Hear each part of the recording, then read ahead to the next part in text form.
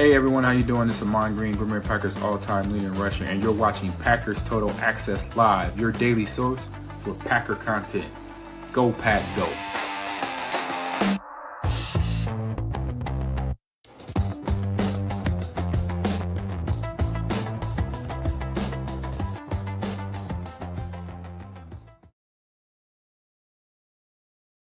What's up, guys? Welcome into Packers Total Access. My name is Clayton. You can check us out on packernet.com. Find me on Twitter at Packers_access. Joined alongside Tim in Green Bay, here to talk some Green Bay Packers. It's officially the offseason. I don't think anybody's happy about that. I know I'm pretty bummed out. I'm sure Tim is as well.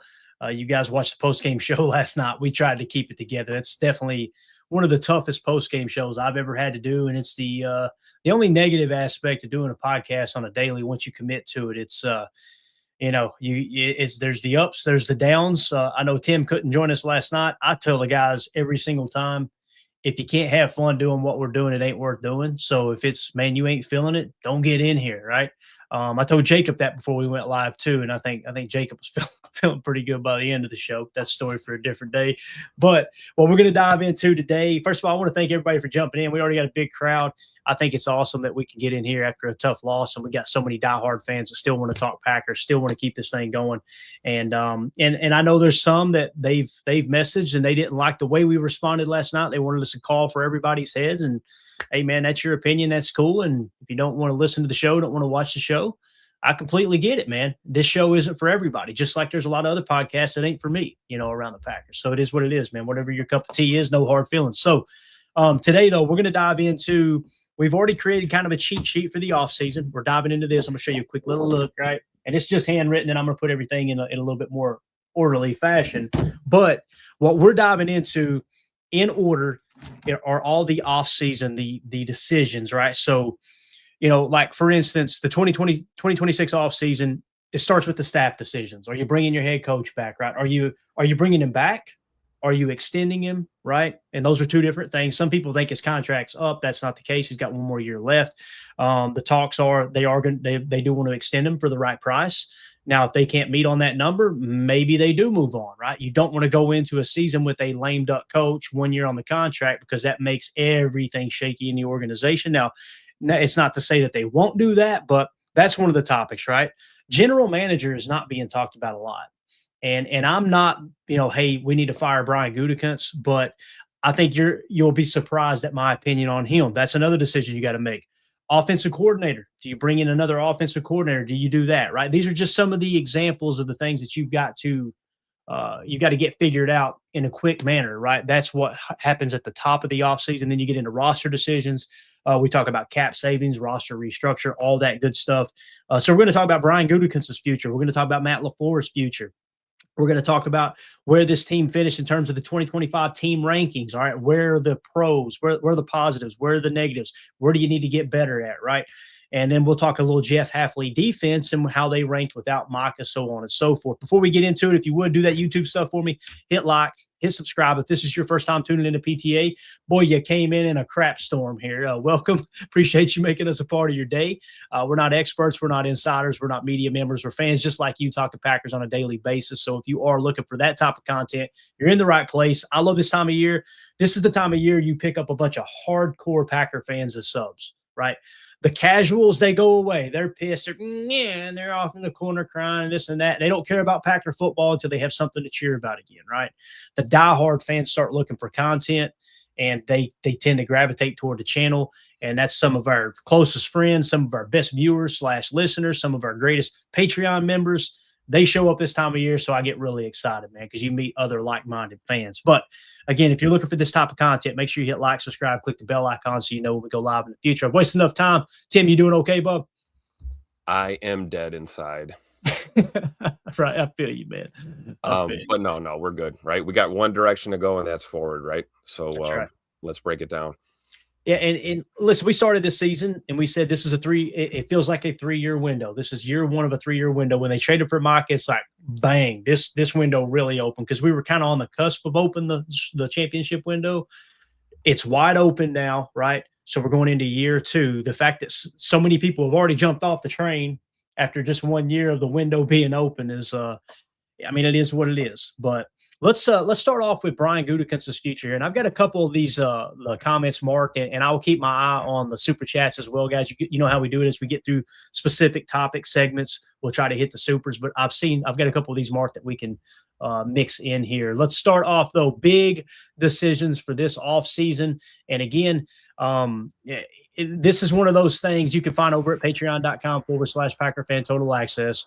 We're going to try to just take them one at a time. Let's start with Brian Gutekunst's future, Tim. Okay. And I know some people hear that and go, what are you talking about, Clayton? You really mean Brian Gutekunst might be on the chopping block? I would not fire Goody. However, I do feel like Goody should be on more of a hot seat than Matt LaFleur. That's just me personally. And the reason being is, how do you grade a general manager, Tim? You know what I mean? Like, it's so tough. Do you just go off a win-loss record? If that's the case, then he and Matt LaFleur are in the same boat with the win-loss record, right? What comes down to playoff wins, him and Matt LaFleur are in the same boat. Championships, him and Matt LaFleur in the same boat, right? So now you got to ask yourself, all right, what kind of roster are we putting together? Well, you're fielding the youngest roster for the third year in a row, if I remember correctly. Okay. That is what it is. At some point, we've got to try to get out of that a little bit, add a little veteran help. Now that the championship window is open, and they started to do that last year, you still start the season as the youngest roster. That falls at the feet of the general manager, in my opinion. Okay. So this was an interesting tweet that came out from Michael Rodney. Y'all go give him a follow at Packers Notes over on X. Brian Gutekunst has drafted one All-Pro in 8 years. You guys know we're a draft and develop team, right? Goody has drafted one All-Pro in 8 years. Now let's compare that to other Packers general managers. Ron Wolf drafted 4 All-Pros in 8 years, so he had 4 times the amount of All-Pros on his team. Ted Thompson, guys, remember when they were trying to run Ted Thompson's ass out of town even before he got ill, Tim? I remember those days. I remember those idiots, yeah. Ted Thompson drafted 10 All-Pros in 13 years, including 5 in his first 5 years. He went on to say, heck, Mike Sherman drafted 2 All-Pros in 5 years. So teams win championships with great players. You guys know the Bill Belichick quote, players win them, coaches lose them. Yep. This is what we're talking about. How good has Brian Gutekunst been as a general manager? You're significantly under the cap on a yearly basis. You're fielding the youngest roster every year. I think All-Pro talent, Tim, and how you draft those guys, that goes into the equation. But you've also got to mention that free agency is a role there as well. Yeah. He done really good in free agency last year. Josh Jacobs, Xavier McKinney, home runs. This year, Nate Hobbs, Aaron Banks, feel like swinging a miss on both those. So free agency, I kind of say it's a push in the last, say 3 years, right?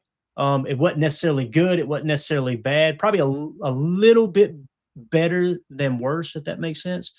But, man, you can't deny these facts of the All-Pros. How do you feel about Goody and how he's drafted? Do you put any stock in something like this? And this is not a shot at Michael Rodney. If you don't, you've got free reign to give your opinion.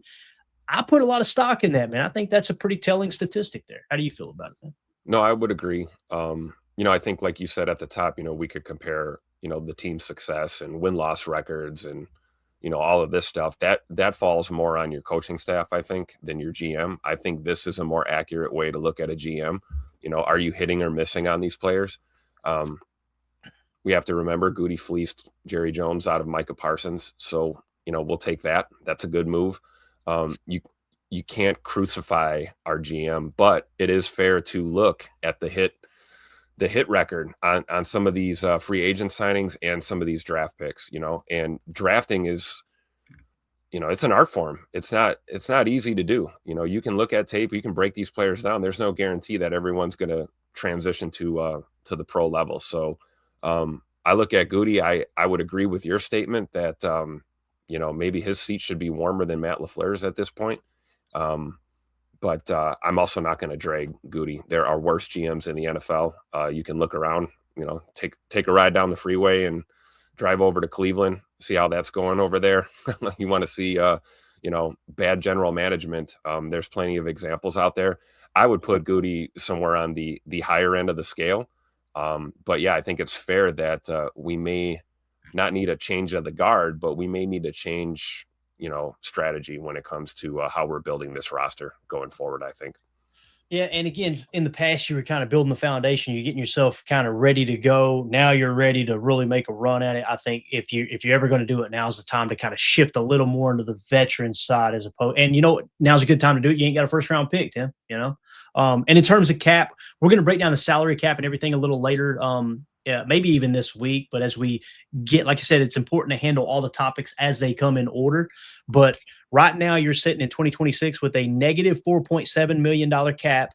Okay, so you're $4 million over the cap as it sits right now. Let's just call it $5 million over the cap. That does include your projected draft class and everything in between. Okay, that's according to Spot Track. Now, I always tell people give yourself a $5 million buffer both ways because over the cap may have a little bit different than Spot Track and vice versa. Sometimes one's been higher than the other and vice versa there.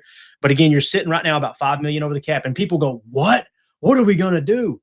When you look at the potential cut/restructures, okay, coming up, you have $74 million max restructure that I've tallied. And again, over the cap may have a little bit different number there.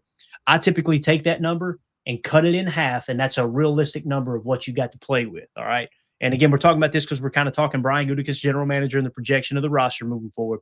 So if you took that, cut it in half, Tim, let's just call it $35 million. It's less than 50% of that you could restructure, cut, whatever, and free up. So if you take that $35 million, along with the $5 million already over, that cuts it down to $30 million in cap space. Give yourself $7 to $8 million. Let's call it $10 million in kind of maneuverability throughout the season. You're $20 million under the cap, essentially. I've got the number set at a realistic number. The Packers could go out in free agency and this year against the cap spend $20 million. Now, that doesn't mean average annual value because typically the first year of the contracts on which Goody signs free agents, the number is extremely low. And then it jumps in year 2 and 3. And then year 4, you can typically get out of it. Now, with Aaron Banks and Nate Hobbs' situation, they actually structure it in a way where you can get out after 1 year. They may do that with one or both of those guys. I can also see them doing it with none of them. But let's go to the chat here. Joseph in the chat says, Goody has absolutely crushed a lot of picks and decisions. Is any GM right 100% of the time? No, that's a fact, Joseph. That's a great point. Yeah, so great true. point. Yeah. Let's see here. There was another one I had. Here we go.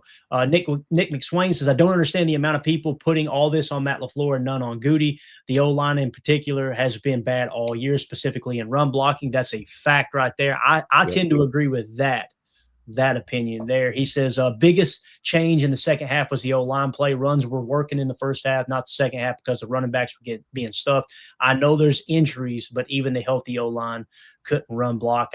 I agree with that too, Nick. I think it's a great point, man, for sure.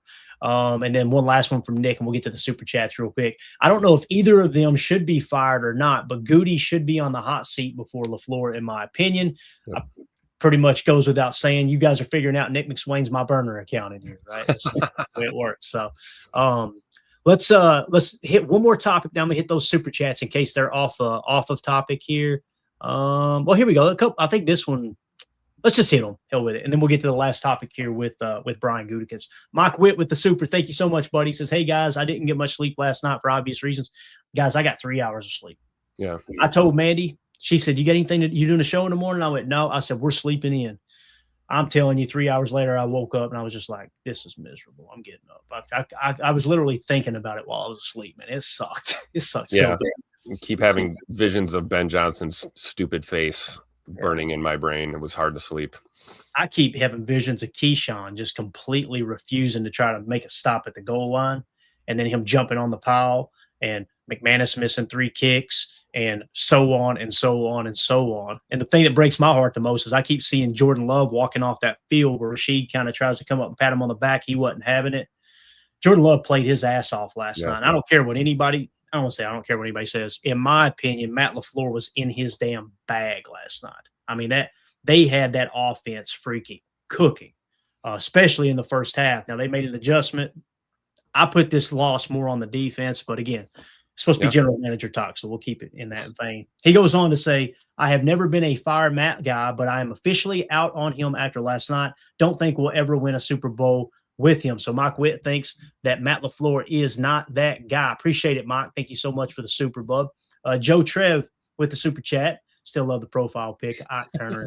Gotta love it. Rams GM couldn't draft a miss if he tried. We need some of that. See, that's the thing. Like, when you compare it across the league, you can look at other general managers going, boy, they're crushing the draft picks. And the very first draft that we covered when I started my podcast, and I was solo at the time, and it wasn't even on YouTube.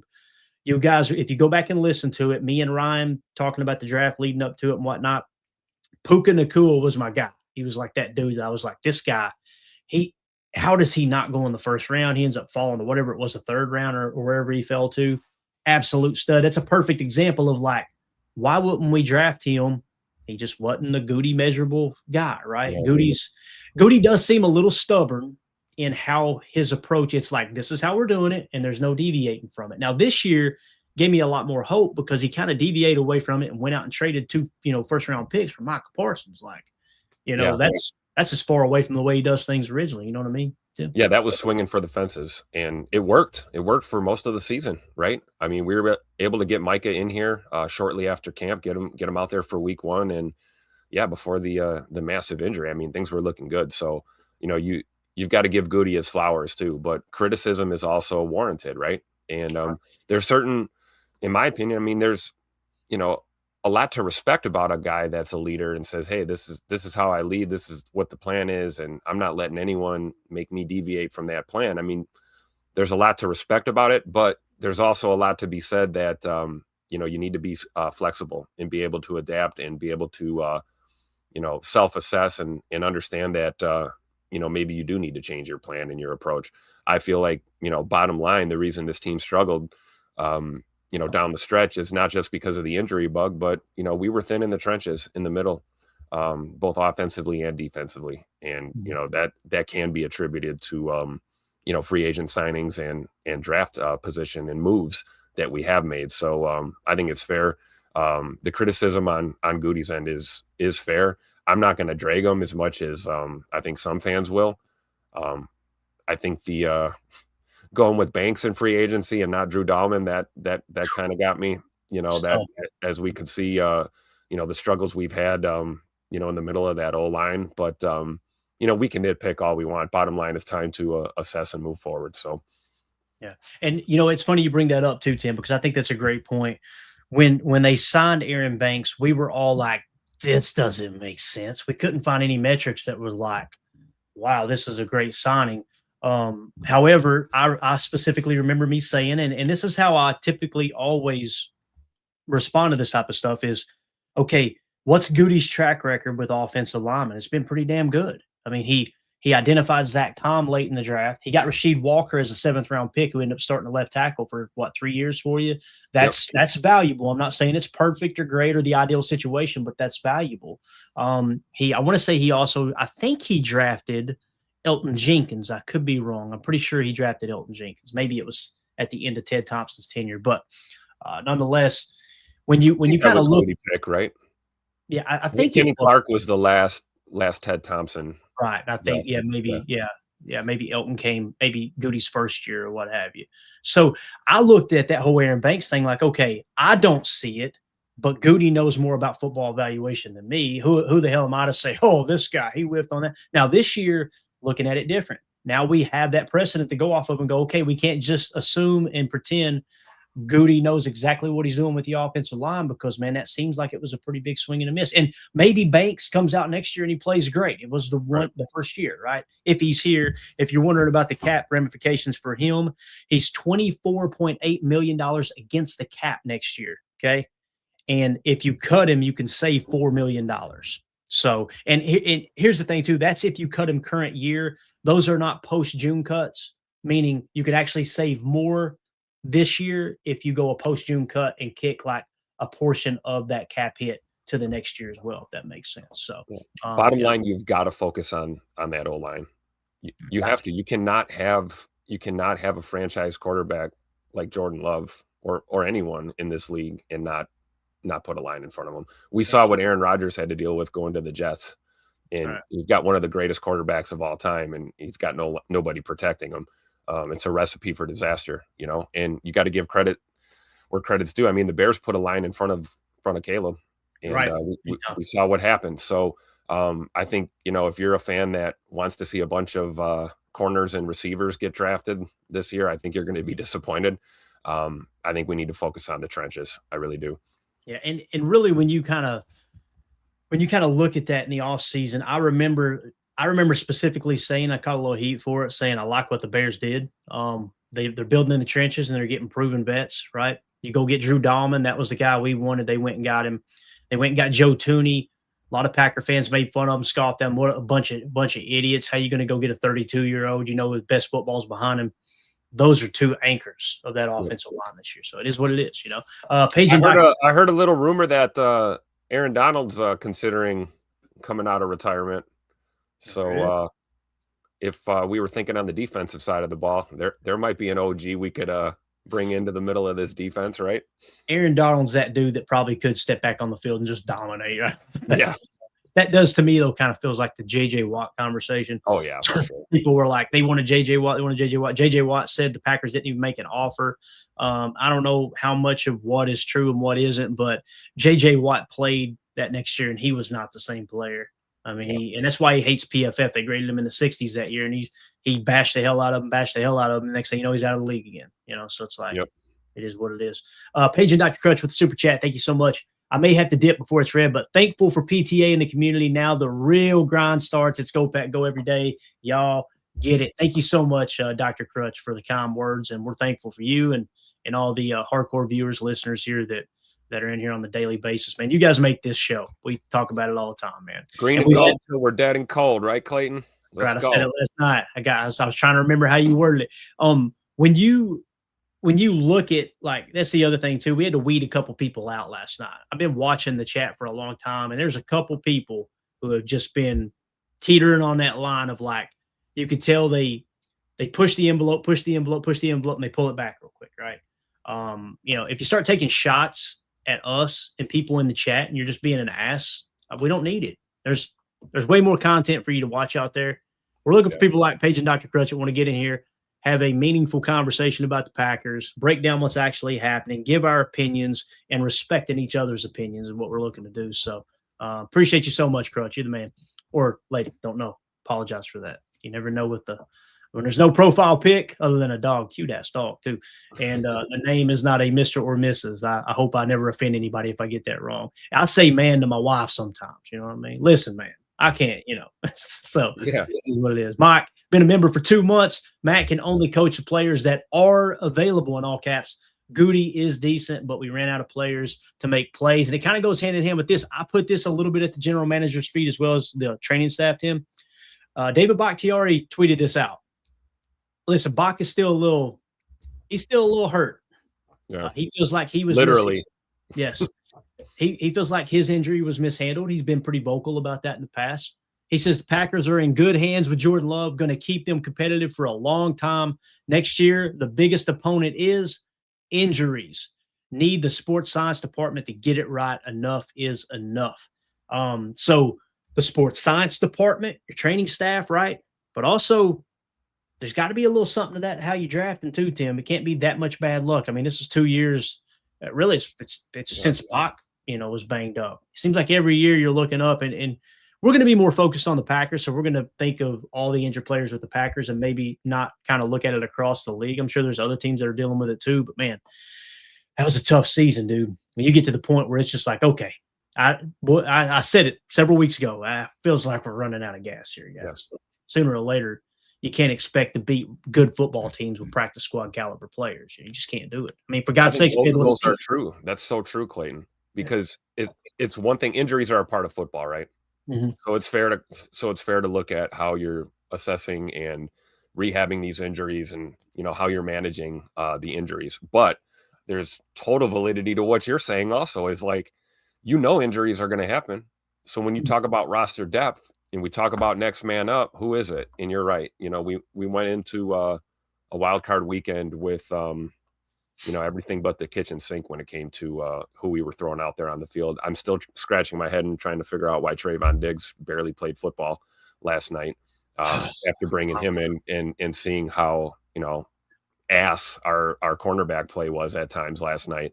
I was surprised that we didn't see him, but I don't want to get down the rabbit hole too much, but I think both of these points are valid, right? Injuries are a part of the game, but it's also in how how do you deal with adversity? How do you manage things like that when they happen? And yeah, where does a head coach go to? Like Mike is saying, where do you go to when you're looking down the depth chart and everybody's just eviscerated with injury? It's a valid point on both sides. It really is. Yeah. So appreciate you being a member there for 2 months, Mike. You are the man, sir. Josh Martin with the super chat says LaFleur is 29, 21, and 1 without Rodgers. That says a lot. As I was reading that, I was going, yeah, it's true. I was also thinking Matt LaFleur has not missed the playoffs without Rodgers, too. I mean, think about that. The only time he's missed the playoffs as a head coach, Aaron Rodgers was the quarterback. So does that matter? You got the youngest roster in the league. You're not going to go out there and win 80% of your games. It's funny to me. And Josh, I've seen you've posted this several times in here. You posted it Patreon. You've been firing that statistic around. You're obviously pretty passionate about that, and I can respect that. But when Aaron Rodgers was here, he was the problem. All right. When Aaron Rodgers was here, why couldn't we get over the hump? Defense and special teams, right? So Aaron Rodgers is gone now. Jordan Love's at the helm. Okay, so we can't blame Aaron anymore. Last year, or the year before, who was it? Well, it's this damn Joe Barry. Get him out of here, right? Okay, Joe Barry's gone now. You bring in Jeff Hafley. He just gave up 31 points to the Chicago Bears last night. You're not going to win many games giving up 31 points, right? So yeah, and the good news, I guess, if you want some consistency, is do you think that hurt Coach Hafley's head coaching stock when it comes to some of these potential offers out there? It definitely didn't help. And if we have time, we may have to carry it over to later, because this has been a great conversation. We appreciate the super chats. I love it when the chat gets engaged like this. We're going to talk about the defensive rankings, Tim, because there's one statistic that was really bad for the defense. However, I'll give you a little nugget here. Do you know what Jeff Hafley's or do you know what the Packers' record was this year? In games where Micah Parsons did not finish the game, I think is what they said earlier this morning. Do you know how many games they won this year where he was not on the field or did not finish the game? 0 wins. Yeah. So if Jeff Hafley is, and I like Jeff Hafley, once again, just like Goody, I'm not saying we should fire Goody. We're laying out the facts, the statistics, and getting everybody's opinion. That's what we do at PTA. It's what's Packer Fan Total Access. We all come together, give our opinions, kind of troubleshoot this thing. Why is there no talk about Hafley? And immediately the conversation, well, it's because they're gassed because of the offense. You talking about the offense that scored 27 points, Bub? Is that what we're talking about here? Well, they didn't do it in the second half. Why? He's conservative. Do you know we called 10 pass plays to 4 run plays the first 4 drives of the second half? Do you know that? Running out of reasons, right? So I say all that because it went from it's Aaron Rodgers. Well, first of all, it was Mike McCarthy's fault. Fire him. Then it's Aaron Rodgers' fault. Okay, Aaron Rodgers is gone now. And it's Joe Barry's fault. Joe Barry's gone now. It's Rich Bisaccia's fault. Rich Bisaccia will probably be gone this year. Okay, so that one will be out of the way now. They sprinkle in a little Rashan Gary along the way. It got loud around Jordan Love for a good bit there in 2023. Luckily, that settled down, and we've seen what kind of player he was. He lit it up last night. I know LaFleur doesn't get any credit for that, even though he literally hand-molded Jordan Love into the quarterback he is. He resurrected Aaron Rodgers' career to get him, 2 MVPs there on the backside. Aaron Rodgers has not been able to produce the way he did in Green Bay anywhere else he's gone, whether it's the Jets or the Steelers. Those are facts, right? The point is, every year we bounce around and we throw, it's this guy, it's that guy, it's this guy, it's that guy. Now it's Matt LaFleur's turn. Yep. Right? Now, what's the one thing that's existed through all of these multiple head coaches, multiple defensive coordinators, multiple special teams coordinators, multiple training staffs? What's the one thing that's been the same, guys? The general manager. Yep. I'm just saying. Again, I'm not saying he should be fired, but the fact it's just like the viewer said earlier, I think it was Nick, how the hell this falls at Matt LaFleur's feet and it's just all his fault is he's the head coach. He takes all the brunt. Okay, I got you. Understand. But boy, we're only telling about a quarter of the story here, is what it feels like. And I never want a fan like that. I want to look at every single angle, every aspect of the game. There's not emphasis on building the roster around special teams at all. And I'm not saying that's a good or a bad thing, but the result is your special teams going to be the weakest spot of your team. I think everybody would agree special teams is weaker than our defense and our offense. So you get, you can go and spend extra money on special teams and bolster that, but you're going to take a hit somewhere else too. That's just the way it goes. But appreciate the super chat, Josh. You're the man. Bucky Badger, look at, we got a celebrity in here with the super. Thank you so much. Bucky the Badger says, I'm sad, but at least my Montana State Bobcats won the FCS championship. Looking forward to the draft content you guys put out. Always learn a lot from this show and love the vibe you guys have. Thank you so much, Bucky. Appreciate those kind words. And I'm looking forward to the draft too, man. We already got the draft board cranking. It's going to be an absolute blast this year. Thank you so much, Bucky. Mike Witt with the super. Our defense just wasn't the same when we lost our closer in Denver, in my opinion. Great point. Right? You lose your best player and a player that you built the entire defense around. I mean, you've seen the way they moved them around on the defense. That's the downside to spending a bunch of money on one superstar player, right? It's boom or bust. If he gets banged up, if he gets hurt, he misses time, you're out that chunk of cap. And by the way, the chunk of cap next year, Tim, I think it's like, for Micah, it's like $19 million is all, something like that. So pretty wild how that laid. I think I got that number right. We'll take a look at it. We get into the season, but I was looking at the total cap hits or the big cap hits, and that was one I was really surprised about. Like, damn, he ain't much against the cap at all. Just statistically speaking, I guess you could say. So, yeah, Mike Witt, I agree with that. Also, last night when the defense started to fall apart, I'm sitting here going, "Hey, look, are we not going to put any blame at Jeff Hafley?" But you end up losing Edgerrin Cooper. Tim, you lost your top edge defender, position of tier 1 importance, Micah Parsons. You lost your starting 3 tech, Devontae Wyatt, tier 1 position of importance. You lose Edgerrin Cooper last night in the middle of the game, your best stack backer, tier 2 position of importance, right? Luckily, you still had your safety intact. It's going, guys, you're talking about playing. You're trying to beat playoff teams with backups. That's why last night, going into that game, I was not like absolutely devastated, like, oh my God, how could we let this happen? What made it tough was you went out there and you smacked them in the mouth in the first half, and it was like, look at these guys. I was so damn proud of this team. And then as the collapse happened, the only person I can come away, and I'm just going to say it, and I usually don't do this, the only person I can come away and go, I'm disappointed in them, like I'm not proud of that person, is Keisean. Because you just can't do that. You can't. You can't go jumping in on the crowd, acting like a damn tough guy on the pile and get yourself a penalty. You can't literally, I can show you guys the clip, but I don't want to get angry again. Him squaring up at the goal line on a running play for a touchdown and him just hop-stepping out. He literally hop-steps out of the way and lets him score. Like, no, I don't care how good you are, how bad you are. That shit is not going to happen. It's not. It can't. That you talk about a culture killer. And you're the one running your mouth the entire season, that's tough for me, man. That's really, really tough. And I've defended Keisean. I was the dude the first 5-6 weeks of the season that was going, hey, PBUs, he's aggressive. Man, he surprised me. When we signed him to that contract, Tim, I remember specifically saying, that's a good contract. You just got an all-pro kick returner, and he's going to be somewhere between $3 million and $7 million against the cap throughout his tenure in Green Bay. And you can move on after 2 years, right? Those 2 years have passed now. Well, they changed the rule the year we signed him. They changed the kickoff rule that neutralizes that threat. And then you put him out at corner. He played better outside than he ever did in the slot, in my opinion. But, man, you are in no position to be out there trying to act tough. It's just been bad. And Tim, this happened against Chicago. Both games, him getting penalties. Him getting cooked in overtime. Like, enough's enough. At some point, you got to, we had this problem with Quay his rookie year, and Quay fixed it. To his credit, he fixed it. Key hasn't fixed it. And this is Snoop Dogg's nephew, so he probably got a little of that dog in him, I'm sure. And that's what we love about Key, right? You need guys like that. You need guys that keep the piss hot. We need some intensity, but you have to play under control, and you have to understand that, you're a professional in this, and you need to play like it, and you have to be smart. Intensity is great. Having that fire is great, but if it's costing your team, it's an issue. It really is. Especially if you look at the taper off in production too.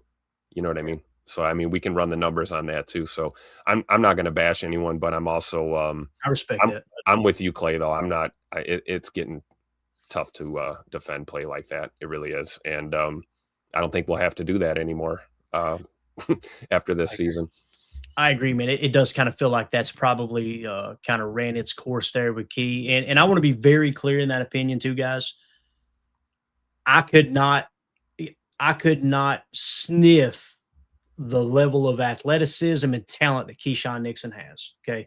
I'm not sitting here thinking I can do better or that I know it all or this and that. I don't want y'all to take that the wrong way. Okay. Yeah. I never had a 0.5% of physical talent and ability to play at the NFL level. And Keisean has made it to the highest mountain there at the National Football League. Right. But as a fan, if you want my honest opinion, that stuff just can't happen. It can't happen. Right. And we're criticizing the play, not the player. Right. This is not a knock on Keisean Nixon as a person. And you're talking about a guy who was an undrafted player and worked his tail off to get where he's at. Yep. That is admirable. It is. But we're talking about, all right, what gives us the best chance to build a team? And that's just not it, man. It's just not it. So, Mike, thank you for the super, buddy. Oh, and with Keyshawn's numbers, since we were talking about it, if you want to move on from Key, he's $7.1 million against the cap this year. If you cut him, you free $5 million up. I think I'd rather have the $5 million. That's just me personally.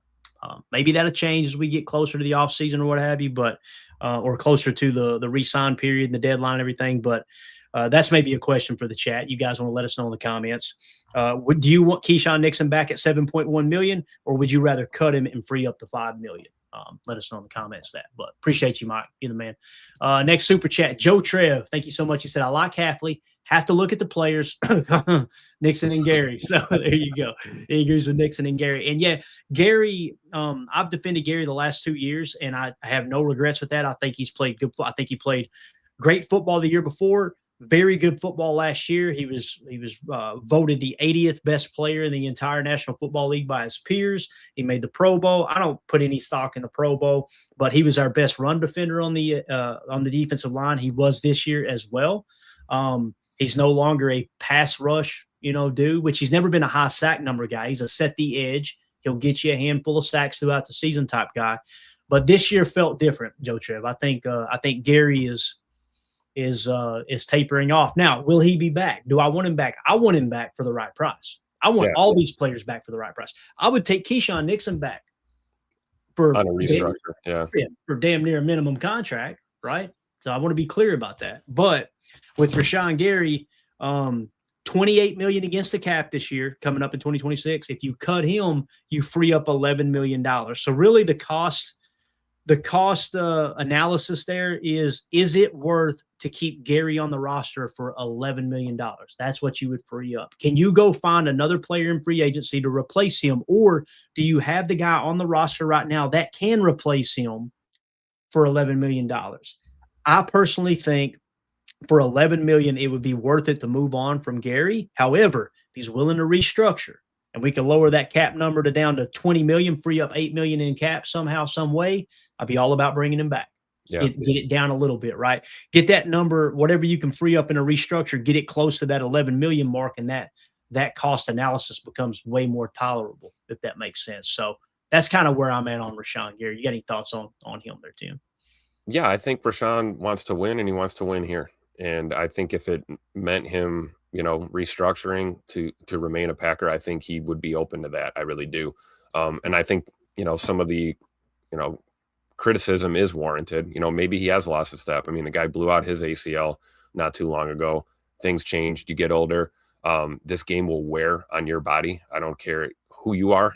You play football for long enough, you're going to get beat and lose a step as you get older. But I think he brings value as a leader to this team. Like you said, this is not the guy that we need to get, 100 sacks. This is a guy that needs to keep the piss hot with the defense, maintain the edge, make sure guys are playing within the scheme. I would love to see Rashan Gary remain in Green Bay, and I might be in the minority on that, and that's fine. You guys can roast me all you want, but I think if Rashan's willing to, restructure and look at the numbers, I don't see a problem with him coming back. He's one of those pillar core guys that you want to build around, obviously. So, we'll see what the future holds, though. It's kind of, we're kind of in limbo right now at this time, but things are going to ramp up really soon here, the next couple of weeks. So we'll see what happens. Yeah, and I kind of look at it like, okay, who's going to take his place? I'm feeling really, really confident in Lucas Van Ness, the way he's played down the stretch. Now, if you bring him back, right, Enigbare is set to hit free agency as well, unrestricted. Kingsley Enigbare, his market value, Tim, is at $5.9 million. Would you be willing to pay Enigbare $5.9 million per? Now, again, he may get more than that on the market. He may get less. That's just a projection based off comp players through Spot Track. For me, I think I would rather move forward without Enigbare, and I'm okay with moving forward without Gary. And the way that edge room now looks, and again, these are just unrestricted players that we're talking about. So the restricted free agents, the exclusive rights free agents, if you want them back, you can get them back. We all know that, right? There's not been one situation where it's like, man, we really wanted him back, but we couldn't make it happen. So I just kind of assume they're going to be on the roster if we want them on the roster, right? But if you move on from Gary, let's say we moved on from Gary and we moved on from Enigbare, then you're looking at Micah Parsons, Lucas Van Ness, with the rotation of Brenton Cox Jr., Barron Sorrell, and Colin Oliver.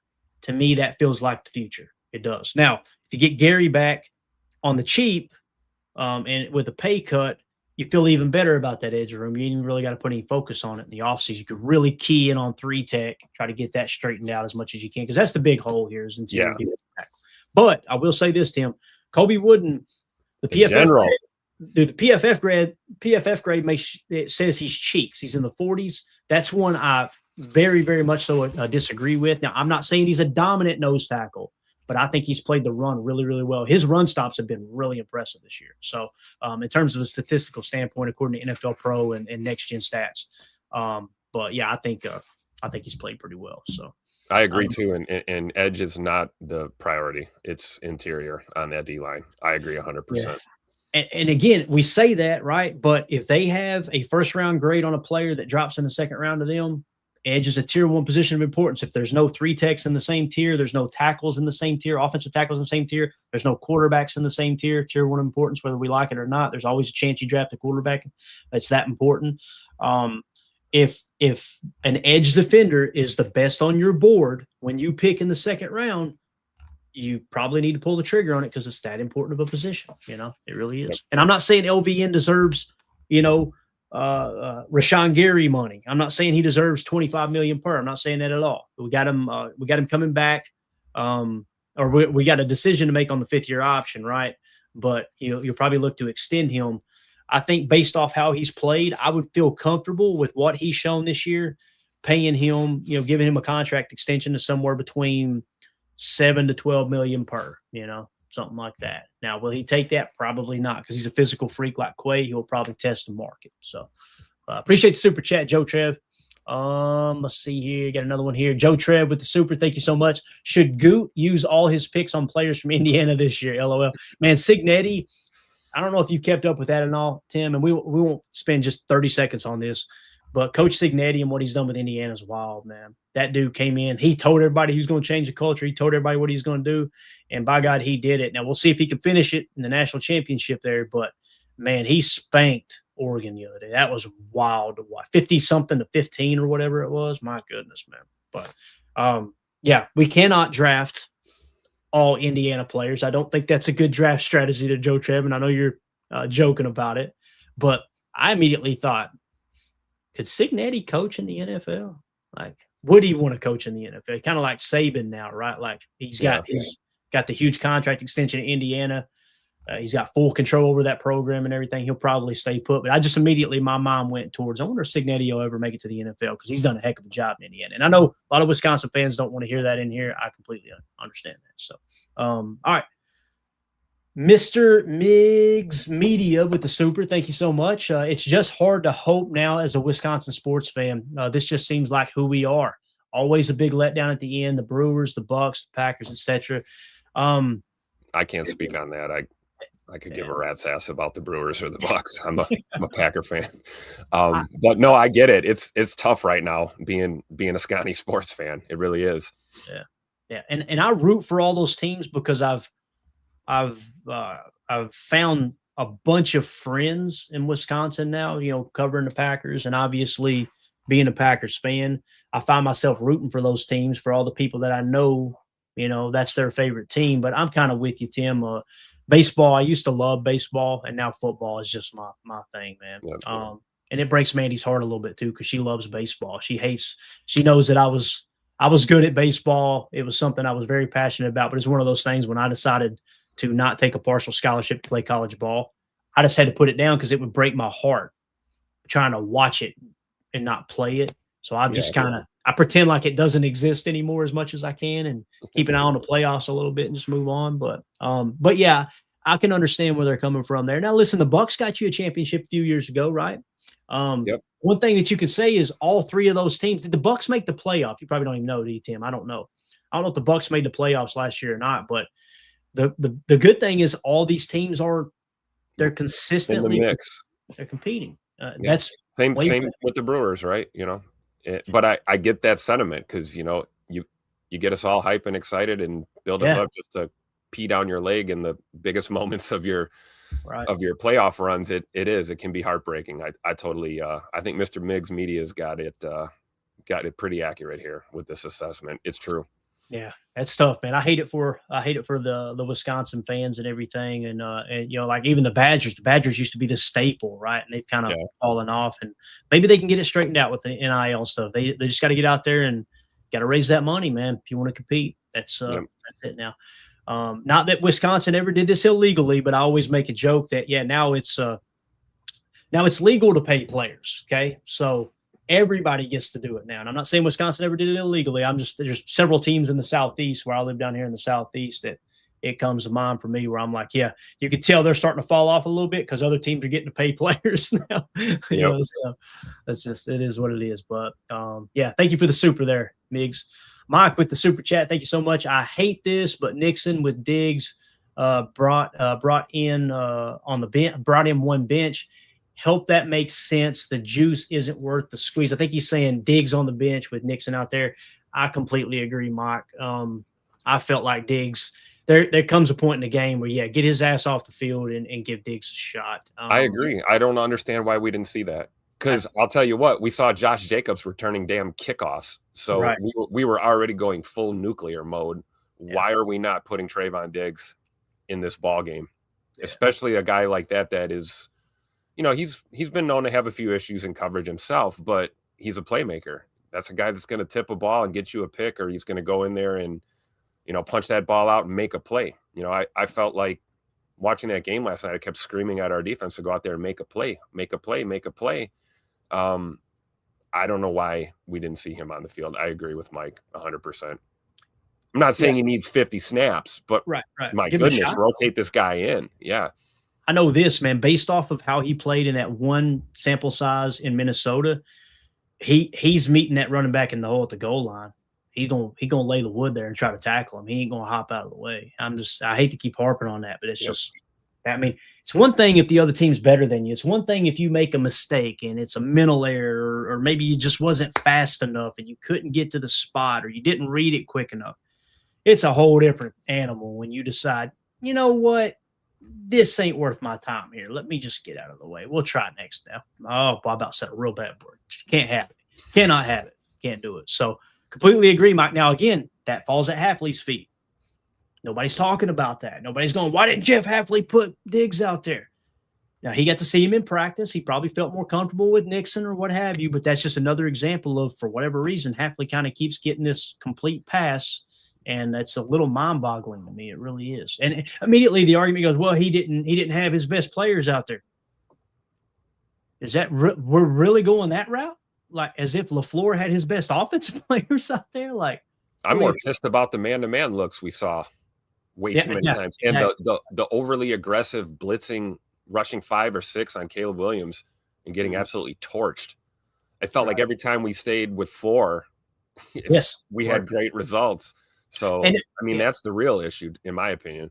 And there's 2 different ways you can look at that. You can say, okay, you got to make an adjustment when they hit you, right? They hit you in the mouth. You need to make an adjustment. Maybe that's a part of the adjustment. We'd have to go really dive in and study the All-22 and kind of come up with, okay, here's probably why I made the adjustment. I'm with you, though, Tim.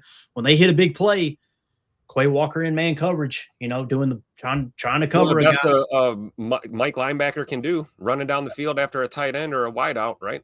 Right. And again, it's like you can't just guess on that route, or they're running butt naked through the trailer park. So they've got to adjust as quickly as you can. And then, like you said, firing on the blitz. I never at one point did I think we need to blitz Caleb. To me, it was always, hey, make this dude throw into 7 in coverage, And I felt like we were hitting home a little bit with Gary, with the 4-man rush. Gary and LBM were getting some pressure, some good push. Baron Sorrell got a little push there every now and again as well. So I'm with you on that, Tim. I didn't like that approach. And again, nobody's saying Hafley should be fired. No, I just don't understand why it's only Matt LaFleur is the problem here. So you know what we're going to do, Tim? Let's do. Boy, that was supposed to be a 10-minute segment. We went off the rails. We went 50 minutes. Man, the conversation was so good. Thank you for the super, Mike. Thanks to everybody. Yeah, that's awesome. Anytime we get the chat involved like that, it's a way better show, man.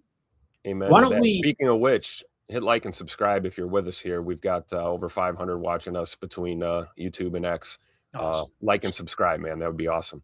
Yeah, greatly appreciate everybody hanging out. I know it's a tough day, but we're just kind of in here talking about, all right, let's evaluate everything. That was more or less a breakdown of Brian Gutekunst. If you guys are watching this video back later, let us know in the comments, how do you feel about Brian Gutekunst? And do you think he should be on the hot seat? Do you think he's safe? Gangsta Goody here. He needs a new do-rag, though. We got to get him a new do-rag. Yeah, we got to clean that up. It's 2026. That's so 2025, isn't it? So I think we'll wrap it up there, Tim. We're going to dive into Matt LaFleur talk and stuff probably a little later today. I'll probably put another live stream together, but we'll get in here and break that down. We were going to hit Matt LaFleur. We were going to hit the team rankings and Jeff Hafley as well. So why don't we just take us like a little break here? We'll wrap this up, and we'll probably go live again here in a little bit to hit on some of those other topics. I want to seriously thanks everybody for the super chats. Thank y'all for being so engaged in here, and everyone else in the comments. Greatly appreciate you guys and gals. And thanks for not being toxic, man. Had several people messaging me last night after the show on X. Got a couple text messages, got a couple emails that buzzed my phone. And they were just, hey, man, thank you for not highlighting the toxic fans in the chat last night. They were basically bragging on the postgame show that, hey, we talked about what went wrong. We tried to keep it upbeat, all of that, right? So it's nice to have people acknowledge that, because you get two different types of fans. Yep. One part of the fan base is they want blood. We were listening to a postgame show, me and Mandy, where we were having coffee this morning up here as I was putting the show together and just running through some numbers. And she said, man, that stuff sells, don't it? And I said, yes, it does, because it was – the hosts were just feeding it and feeding it and feeding it, right? And again, misery loves company, right? And I listened to a 2-hour postgame show, and I didn't come away going, didn't know that. I learned something there. It was just, these people are miserable. That's all I came away with. That's all it was. So, but anyway, that's it, guys. We'll be back here in a little bit. I'm going to keep my ear to the streets. And if anything pops off in terms of coaching changes, any update on the Matt LaFleur contract negotiations, again, it's real simple. We'll talk about it here in a little bit. But we got a presser today too, right, Matt? I think we do. 3 p.m. Central, I think. Yeah. So, and they're going to do exit interviews. I don't know when that is, but they're doing the player exit interviews and all that stuff. And typically when they do locker clean out, you catch a little what's on tap here, right? Like Jair. That's how we kind of found out Jair's probably on his way out. He made a little comment there. It's how we found out that Keisean wasn't going to be returning kicks too. Remember, he said, I'm cornerback 1. So he obviously got what he wanted there this year, and didn't pan out that well. So, but anyway, we'll be back here in a little bit. Thank you all so much for hanging out. Make sure you hit like, subscribe, click the bell icon so you're notified when we go live in the future. And Tim, appreciate you jumping in, man. And we'll be back here in a little bit to talk Matt LaFleur future. We'll talk the team rankings and all that other stuff. So everybody have a great day. My name's Clayton. This is PTA. Go Pack, go. There we go. Bye, guys.